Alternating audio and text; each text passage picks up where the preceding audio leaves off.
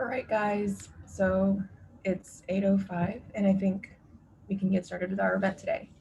So first off, thank you everyone for coming to the final part of our Food Summit week today, and also apologies if I'm pronounce any of your guys' names wrong. But today we're hosting speakers John Dytian, who is a co-founder and manager of Creative Cuisine Group, so a food group in the Philippines, Pierre Mainguy, president and founder of Community First, an international non-government organization that uses social innovation to create local solutions to the global problems of poverty. Cahn, owner of Middle Child, who's actively involved in community impact in Philly. And last but not least, Ari Miller, creator of the Fritzwitz, a Philly cheesesteak made from Pennsylvania ingredients, and chef and co-owner of Musi. So in terms of speaker order, I think it's fine if anyone just like, we can, I guess, so since like, according to how like my, how headshots of everyone is like lined up on my Zoom, I guess we can start with Pierre and then move on to John and then Ari and then Matt. But also feel free to jump in if you have any like comments or like further like insights you want to add as we go through our questions. So first off, I guess if you all could just give a brief introduction of yourself and your background, specifically how you got involved with the work that you're doing now.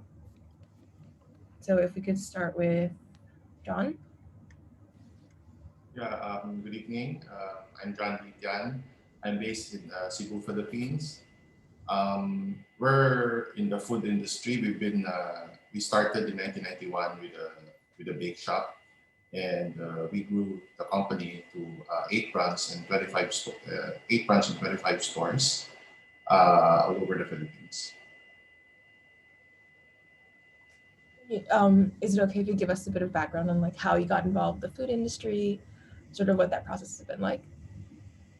Oh, how we got into the well, actually, it started as a hobby of my mom. So after I graduated college, I decided to to make it into a full-fledged business.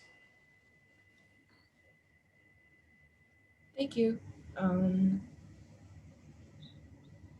So Pierre, if you want to go Hi, next. thank you, Josephine. My name is Pierre Mainguy. So I created Community First when I was barely out of business school in 2008. I was just about 23 years old when I got the opportunity to do some work on social innovation in Cambodia. And I have a finance background initially, but I was basically pulled into a project to do such work in rural Cambodia, where we're based. Right now I'm in California because of travel restrictions, but our operations are taking place in northwestern Cambodia, about 2 hours northwest of the temples of Angkor Wat.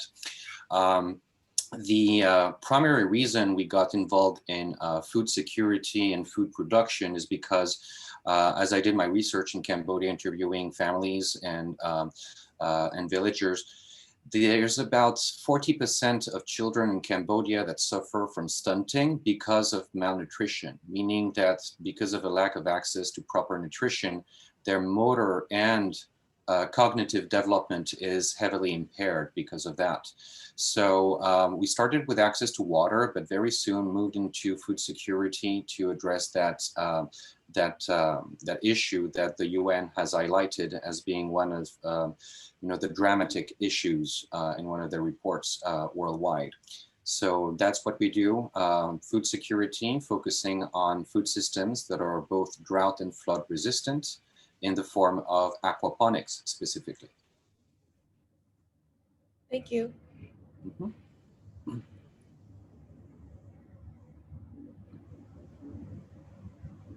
And then I think it's Ari. Yeah, it's Ari. I'm on Kiki's computer. Okay. Yeah, I was kind of confused when you popped in. I was like, So I have a coffee mug with a K on it to further confuse. Yeah, I'm in Kiki's office. The cup also says Kiki. So yeah, I am here in Philly. I got into food though in Tel Aviv. I lived in Israel for 12 years. And during that time as a journalist, I was the editor at the entertainment section for the Jerusalem Post. And basically spent a year as the food writer for the newspaper. And when the newspapers collapsed and they sort of got rid of all of their staff to rehire at somewhat a lower tier, I ended up just using my connections in the food world. I'd been an avid home cook and was living with a buddy of mine who was a chef, and just ended up cooking in this small little cafe, baking mostly. And when I came back to the States, to Philly, I grew up in the suburbs, but I came back to Philly specifically because of a job offer. I've just been cooking for a while here in town, and when the frizz wit, which is the cheesesteak we're making, the reality is we made it because we wanted to do it at Garage opposite Gino's and put a sign out front that said best cheesesteak on the block. For those of you who are joining us in Philly, the reality was that I was forbidden to do that because of fear of the cheesesteak mafia. And we ended up making a cheesesteak anyway though. And as sort of my career as a chef outside of the restaurants I was working at until I got to open up my own place, Musi, last year, really the goal was to source our food outside of the industrial food system as much as possible. And the cheesesteak, while it started out as like a gaffe amongst a bunch of drunk cooks wondering why there wasn't a better cheesesteak, it actually has taken on the significance of making a cheesesteak that is the sandwich that is, for better and worse, integrally tied into the identity of the city. And we all worked at restaurants that was like, forget about the cheesesteak, try this or do this. And, but there was no shaking that sandwich. And the idea was to make it from, ingredients that represented actually being in Pennsylvania and being in Philadelphia. So we do that now full time, considering pandemic. This is turned out to be a nice plan B for takeout. Sounds good. So last but not least, we have Matt. Yeah, what's up, everybody? Thanks for joining tonight. So yeah, I sort of a little bit of a similar story to Ari. I think I grew up in Philadelphia. Did not work in restaurants. Moved to Boston and New York City, and was mostly working in New York in advertising. And then just I don't know, didn't love it. And so left and just sort of worked as a prep cook in a couple of restaurants in New York. Worked my way up to manager in those restaurants, and really fell in love with it. And sort of the story with Philly was that, I grew up going to like a lot of the really old school mom and pop shops in Philly, Sarcones and Salamarias, Snow White, Little Pete's. I don't know. There's so many, or there were so many. And that was kind of the thing, is like every time I came back, a couple of those places had been closing and people were going to Chipotle, and I don't know. That's the only one. That's the only fast casual restaurant I know, Chipotle. I've never been to another one. Starbucks, maybe it's called. I don't know. One of those places. So anyway, so they were always, I think they were kind of being replaced. And so, we found a really cheap, good lease, and, I moved back from New York to Philly, and started my own thing. Like Ari, we make sandwiches. I think, Middle Child's a little different. It's like, it's super community oriented. Just in that, I think we try really hard to connect people to, we're basically like, I always think about Middle Child as just like throwing a party. A lot of times that party is You know, we try to make it for a good cause. But yeah, that's sort of our thing. I think we do a lot less of like the hyper local ingredients and more of just like connecting people and places and creating events is sort of how I think about it. Yeah. All right. Thank you all for introducing yourselves. I think we can get started with our panel questions. And first and foremost, I think this is a question that's all like especially relevant to all of us now, especially with, I think if I remember correctly, Philadelphia recently just passed new restrictions for COVID like a few days ago. So the question, how has the prolonged impact of COVID influenced the livelihood of your employees and or the viability of your projects? And I'm pretty sure this applies to like we wanted to see how different situations abroad and in the US would pan out, especially with all the interesting projects that you guys are working on. So John, if you want to go first. Yeah. Well, as you mentioned, this pandemic has been the greatest challenge that we faced for all of us. So for here in the Philippines, in Cebu in particular, we felt the effects mid-March when the government basically imposed a lockdown and everything just stopped. So at that time, we felt maybe this will last 2-3 weeks and we got back to normal.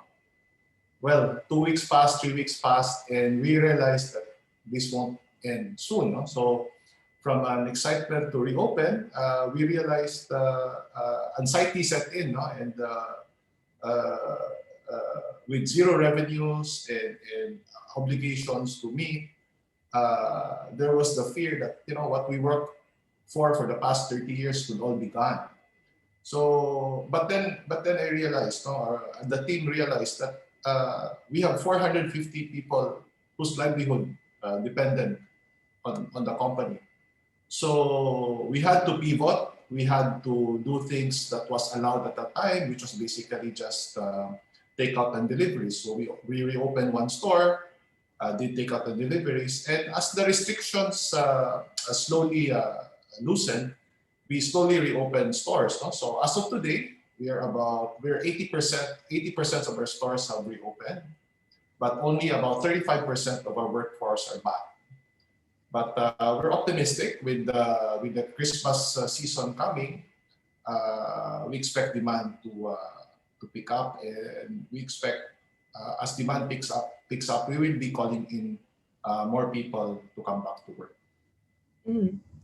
So I know you mentioned it before, especially about the livelihood of all your employees. I guess sort of to follow up on that question, how do you think that food can be used to uphold these communities, be it through like social impact or like you mentioned through, I guess, looking after your employees or people involved with your work? Well, it's been, well, in a way, of course, everybody needs food to eat, and with no livelihood, there's no money to buy food. No? But what's good? I've asked a lot of our people who are not reporting to work, and majority of them went home to the provinces, and basically in the provinces they could plant or they could fish. So that's holding them up to their basically producing or finding their own food. Yeah. I think a lot of us, especially people living in cities, we forget like there's places to go beyond the city, especially if it's people who come to the cities just for work instead of living in the cities. So like you mentioned, they would go home, or if they could, they would go home. All right, so moving on to Pierre. Again, the same question. So how has the prolonged impact of COVID influenced the livelihood of your employees and or your projects? And then I guess sort of jumping off of that, in addition, how do you think food or food resources can be used to uphold communities through social impact? Sure, thank you. Well, you know, the COVID-19 experience in Southeast Asia and in mainland Southeast Asia and Cambodia is certainly different from what we see here. We have fewer than 300 cases, active cases, and we have just a handful of deaths. So it's been quite, you know, an achievement from a public health perspective, but Cambodia has about a third of its economy that is reliant on tourism. So about 3,000 businesses closed. People have stopped, going to see the temples. We have never seen them so empty in our lifetime, all of us. And so that has produced a decline in our ability to, for example, provide local restaurants that used to have a larger clientele and so on. But to echo what John just said, actually, what has happened is that all of those people who were city dwellers and tended to work in the tourism area have ended up going back to the provinces, to the villages, and because that's where they know how to forage for food.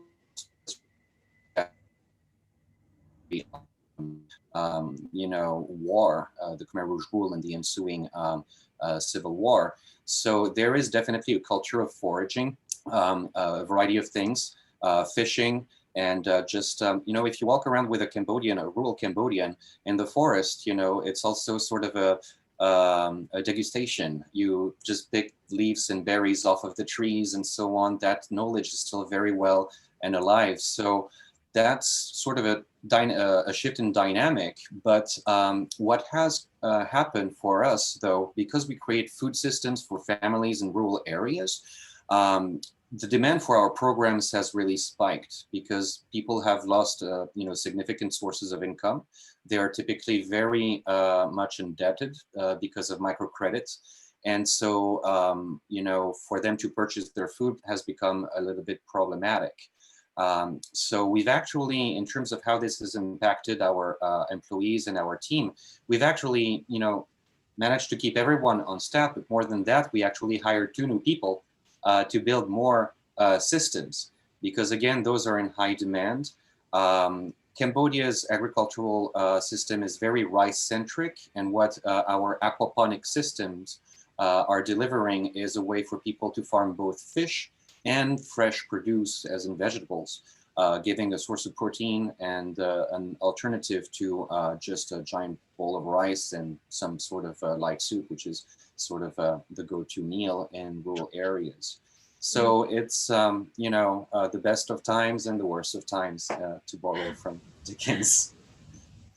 To give everyone a bit of background about the aquaponics project that you just mentioned, I was able to do a little bit of research before this event. And if I remember correctly, I think it's taking the water used to raise fish and then I think filtering out the feces of the fish and then using that as fertilizer for plants, if I remember correctly. So if you're familiar, for those of you who are familiar with hydroponics, it's what it looks like. But instead of having a vat of water that contains chemicals to create basically nutrients for the plants, we do use basically the waste from the fish. The waste from the fish decays into ammonia, and then that ammonia gets transformed chemically by naturally occurring bacteria in a viable source of nitrates that feeds the plants. So it's a closed loop system. It recirculates water perpetually. You just compensate for evaporation and what the plant take out of the system for their purpose. And so you end up farming both sources of food, protein and vegetables, completely off soil, which is very important because in Southeast Asia, the soil is not really, good for intensive or even home farming. It's very sandy and clay based. There's very little peat in there. And plants will, especially tomato plants and, like those lush types of vegetables will suffer from root asphyxiation. So in an aquaponic environment, you're able to farm and bypass all of those problems while basically recirculating water. Yeah. Okay. Thank you. So moving on with the same question to Ari. Yeah. It's the best of time and worst of times. I don't think, there's anything that describes this better. There's been a lot of opportunity to really, I think, shine and be scrappy and true to our Philly roots. But it's tough. We at the restaurant, I have 1.5 employees. we had two, but had to let one go because we haven't been busy enough. We were kind of like a destination dinner restaurant, and now we're doing sandwiches. So it's the location is quite different for what would be ideal for these two operations. But I mean, at the same time, I think there's been this really inspiring sort of vision of what virtual community looks like. I think Matt does this really well, of creating a community that's bigger than the shop itself, that's bigger than probably just the number of people that can access the sandwich. And it's been interesting to watch, and then for us also to start to incorporate more sort of progressive messaging in our approach. Whether it's raising funds and raising money for a different cause, or sort of like, for example, we just had a sandwich that we donated a third of the sandwich, or the money from the sandwich, to Radical Therapy Exchange in Radical Therapy Exchange in West Philly. This is not something that ever entered into our conversation in this way, in this magnitude, prior to this pandemic. And then the social movements that have really jumped to the forefront in light of just people being able, I suppose, pay closer attention to what's going on in the world around them.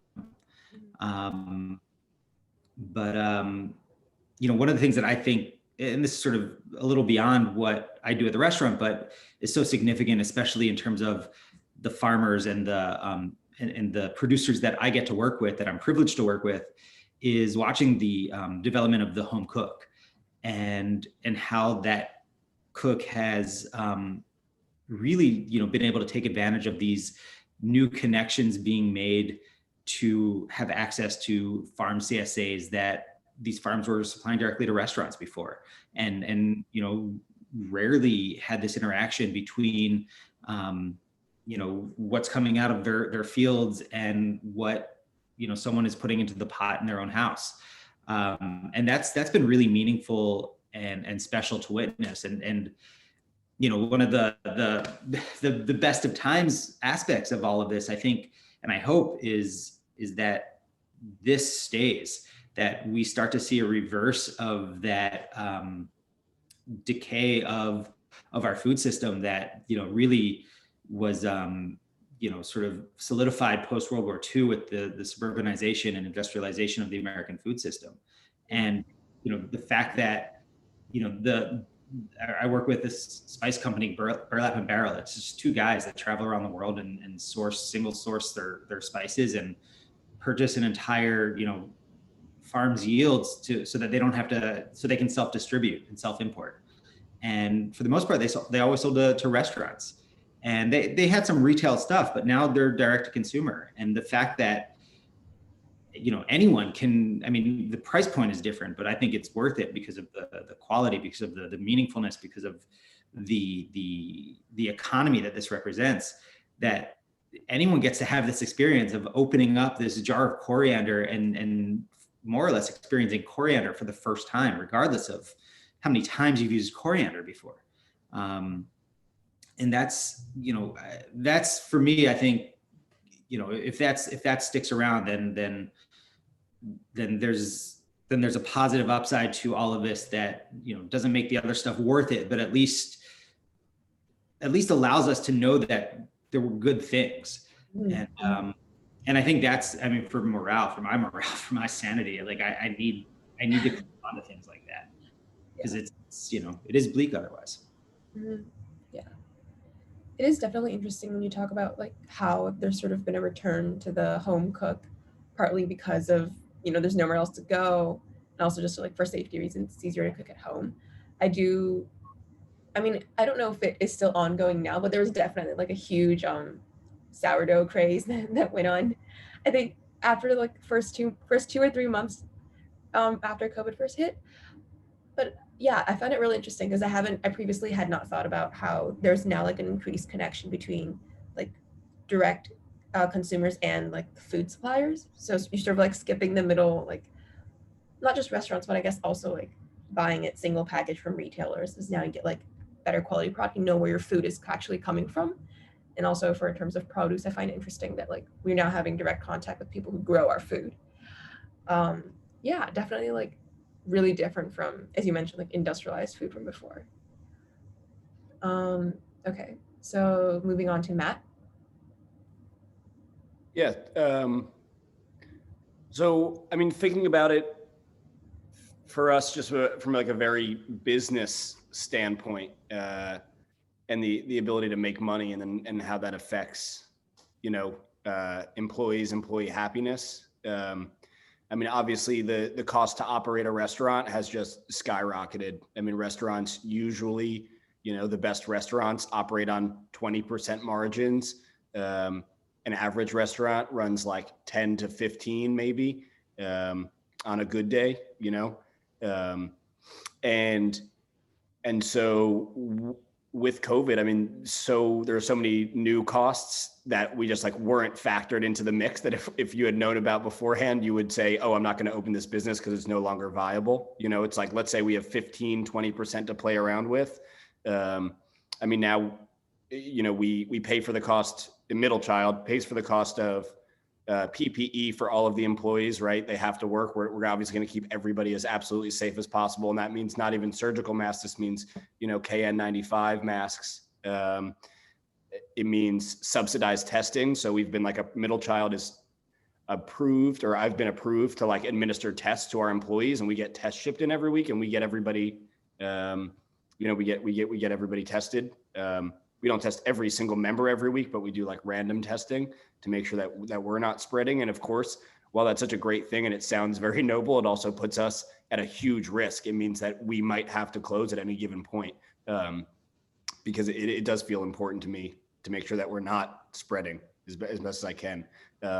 Even like stupid things, like the cost of gloves have gone up like crazy, because the government has just done a terrible job facilitating it. I mean, obviously same thing with surgical masks and how expensive they are.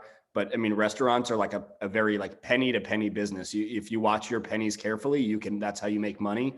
And, when gloves go up from $1 a box to $5 a box, and you're going through hundreds of these things a week, that means a big hit. Connecting back to what Ari was saying about like sort of like the industrial system. I mean, they also has a huge amount of pressure, and those costs the food costs in general have just come up like crazy. And then, so those are like pressures on I think my business. And then there's also pressures for the employees, right? It's like middle child does pride itself on paying our employees well, and we paid our employees well from the beginning. Now, we offer hazard pay because people are coming in, they're coming in and running a risk of being sick. So, increased pay. We now provide paid time off, both for mental health breaks and for in the case of sickness. So that's like another huge cost, right? It just during COVID, between raises that we gave as sort of like a hazard pay, and paid time off, we increased our yearly. So I have 8 employees, and we increased our yearly employee costs by $25,000. That's just, that was just like off the bat. And then obviously having to switch to a delivery only platform, there are huge costs going delivery only, right? I have to pay now to get my website, like hosted by somebody who could, do like an online ordering system. Whereas before we just had our menu on our website, but you couldn't order from our website.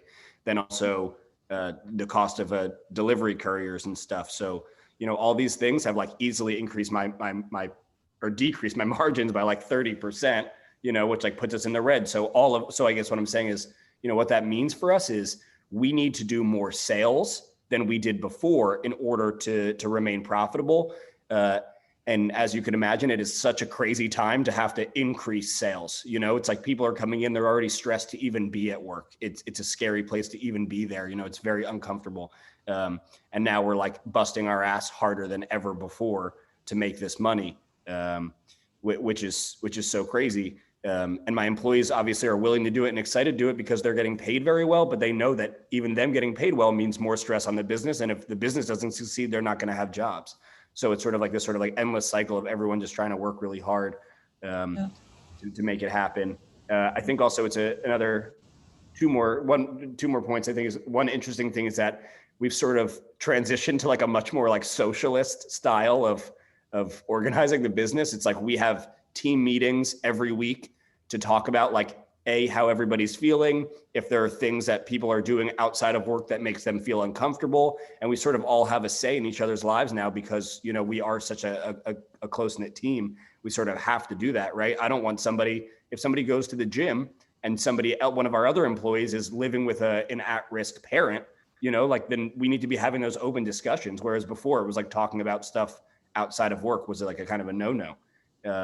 Now I actually try to encourage it. And, you know, we have so many check-ins about like, you know, how everybody's feeling. If anybody needs a break, needs a few days off, you know, like whatever, we're always willing to provide it. So yeah, definitely a lot of stress there. It's super interesting, but also, you know, this sense of community and everybody looking out for each other is very wonderful. And then, yeah, like I think Ari was getting at too, just like being scrappy and how much people are listening right now. I think that's one thing that like the restaurant industry has a voice. People really want to listen. People just love food so fucking much. It's crazy. Like they're not going to get that excited about jeans. They're not going to get that excited about, I don't know, Tupperware, but like food, they get very excited about. So it gives restaurants a platform to speak on like we didn't have before.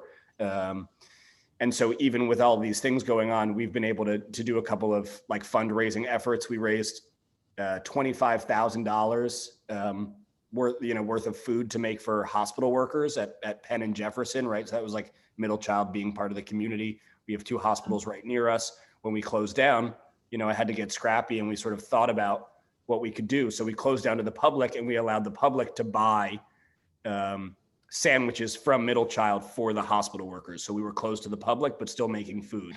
So that was like an opportunity to just sort of be scrappy and have fun. And then we've been doing a night lunch series.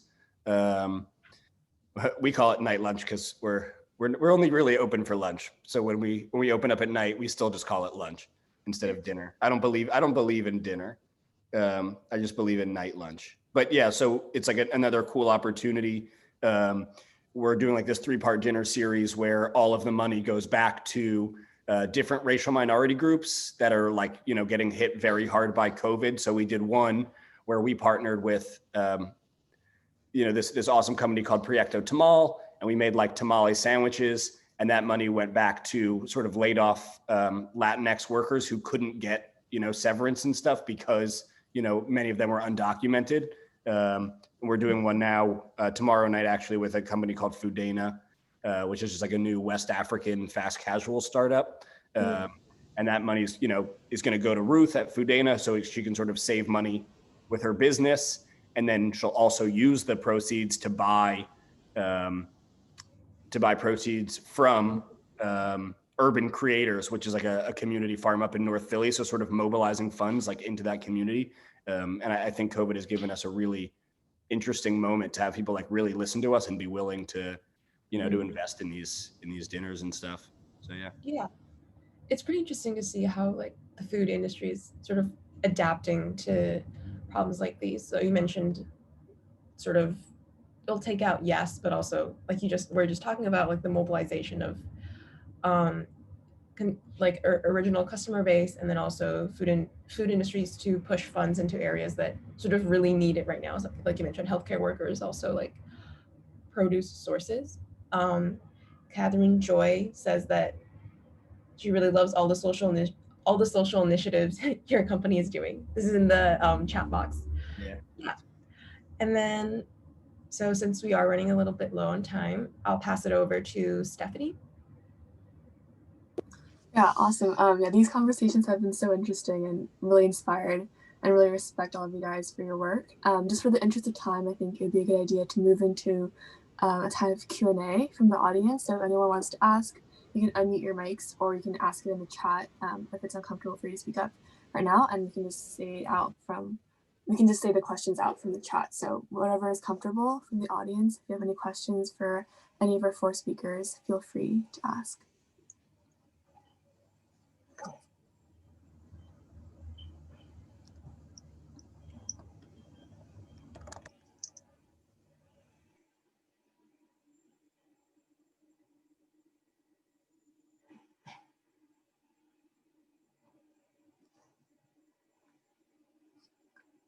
So Mary Kong asks, how big are the aquaponic systems you build in Cambodia? And I'm assuming this is directed towards Pierre.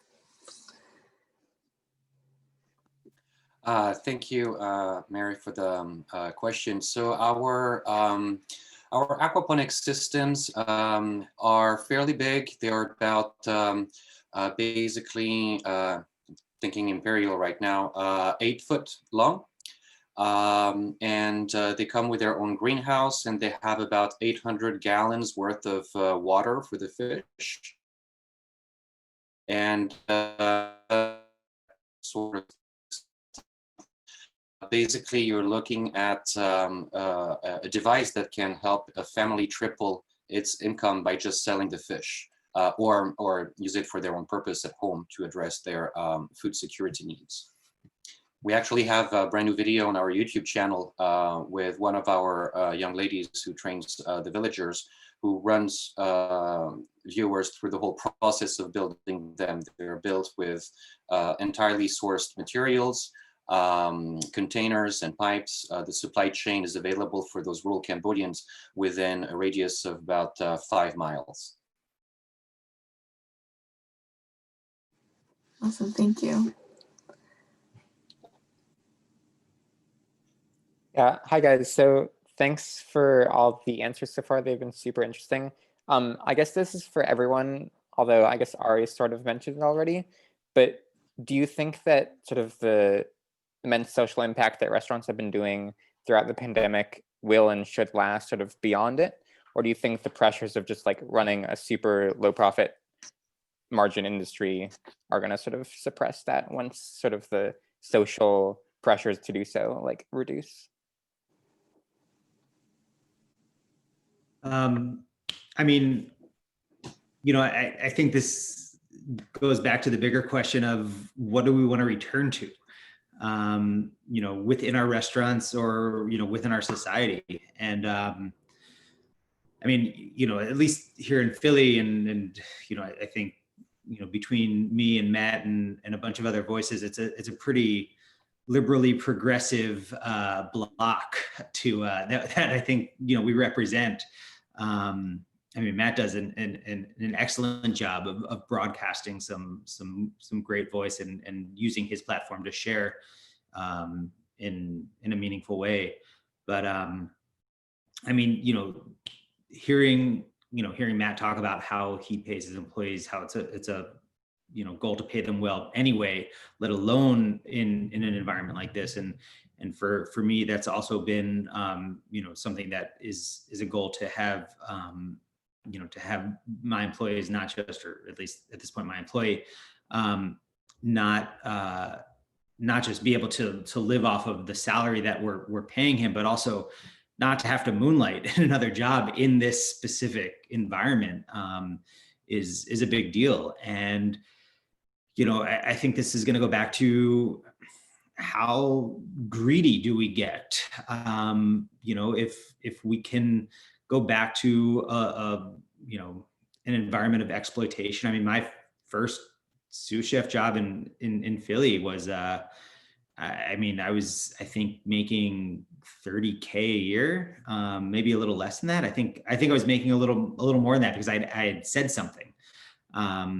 I mean, that's relatively horrific. You know, we're trying to avoid that with what we're doing at the restaurant. And, you know, it's going to be also in part, I think, dependent upon the workers to speak up, to demand something better, to you know, to hold restaurateurs' feet to the fire. But I think also one of the big meaningful sort of realizations or necessities, from my opinion, is that that restaurateurs, that restaurant owners and restaurant workers need to be very vigilant about not letting themselves be pitted one against the other. That there's just nothing to gain from these two very small, not small, but you know, these two groups sort of trying to extricate resource one from the other. That it really needs to be the restaurant industry as a whole looking up and demanding, not just for the restaurant industry, but as a whole, things like, access to healthcare, basic income. These things are important. That's the financial picture that Matt lays out. Like, people need to have more security than just simply looking to one of us to be the reason why they have healthcare. That's that was mad before, and hopefully now it's a little more obvious. Yeah, and just following up quickly, I agree with everything Ari's saying, and I think, so much of that falls in our laps as restaurateurs and workers, and I do think so much of that, I think the big question comes down to people and like, what are they going to be willing to accept, and when are they going to be willing to accept it? I mean, restaurants have always needed to make more money, and they have always ran on very low margins, which has trickled down to the workers at the restaurants being basically like, if a restaurant is profitable, it means they can, pay employees $10 an hour, and that's how restaurants are profitable. And that just absolutely needs to change. But, restaurants are already, you could be as busy as you can and not make a lot of money. So people need to be willing to pay more. And I think people need to, and restaurateurs need to get more inventive about how they can sort of solve these issues. I think, Danny Meyer tried like a no tipping system, right? Mandatory tips. It didn't do well at all. And everyone says, oh, well, if Danny Meyer can't do it, who the hell's going to be able to, right? He is the leader in the industry. In terms of like a very big group that's actually trying to do something good. Sometimes, but so I can sort of like only hope that, Ari and me and sort of our generation of restaurateurs and our generation, right? The millennials who actually believe in these things and want to hear about how restaurants operate and those things would be willing to pay a little bit more, and have sort of a different restaurant experience if they knew that the workers that were there were happy and were paying, being paid well. So yeah, I guess we'll see. Obviously there's also a huge issue because everyone's, no one's going to be making a lot of money right now. It's really hard to make money in general. So it's like, at the same time, we're asking for increased spend for restaurants once things do come back to, normal, just meaning that restaurants are open for indoor dining. When people, it's a depression. So it's like, there's sort of this double-edged sword, but I know I'm banking on it. We're working on opening a new shop, and we're like thinking so hard about sort of like what our practices will be, what the tipping system will look like, commission pay for employees in the back of house. It's like, can a percentage of every sale go to employees? Because it's like, if they work extra hard, they should make extra money, right? That's what it seems to be fair. So thinking about systems like that, and what we can do on our end to sort of like cut employee costs in a bigger way. Like, can we figure out to make the restaurant so efficient that we can run with 3 less people in it, but everybody can eat, everyone can get that money, right? Split the cost of those 3 employees amongst everyone who is working there. Trying to figure out those sort of solutions. But yeah, we'll see. Oh, wow. Thank you. I mean, those are really good considerations. And I think it's really highlighting to us how important and how important like we need to consider workers and like, not just like what they do, but like their whole livelihood. And I think definitely the COVID pandemic has been revealing to us like how much we've taken for granted, and that we need to definitely be much more, focused and really considering the full effects and the full, livelihood of these workers and our community. I wanted to move on to a question directed towards John, but I think this can also apply to everyone as well. So we can have John start answering, but it's, I'm assuming you're importing some of your ingredients. How has the supply chain been affected by the pandemic? If John, you want to start, and then if anyone else wants to add on, feel free. Yes, we don't directly import items, but we use a lot of imported items to get it from different local suppliers. And yes, there was a disruption in the supply chain, and we had to adapt. We had to change some items so that we could continue serving what we had in the restaurants. But although that was a problem, a bigger problem was expiring items that we had on hand. We had to when the lockdown happened. When we look at expiry dates, it was 3, 4, 5 months, 6 months away. But then for now it's 8 months. No? So we had to give out a lot of items, but some items we could not give out because the expiry dates were too near, so we had to throw them. So that was beyond the supply. The bigger problem was those expiring items that we had.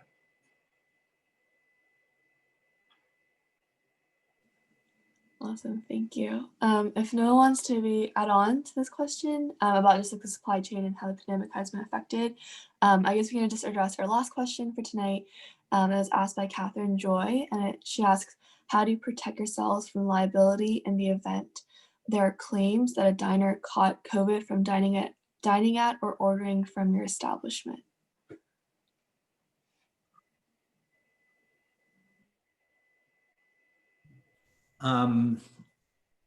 Yeah, it's at the moment for me, it's fingers crossed. I mean, everything is, just messed up right now. We're just, it's open communication. We're just hoping that being decent is going to somehow save us. And unfortunately that's bad business and not proven. But I don't know, Matt has more folks in this place and passing through, so he might have some more significant insight onto this.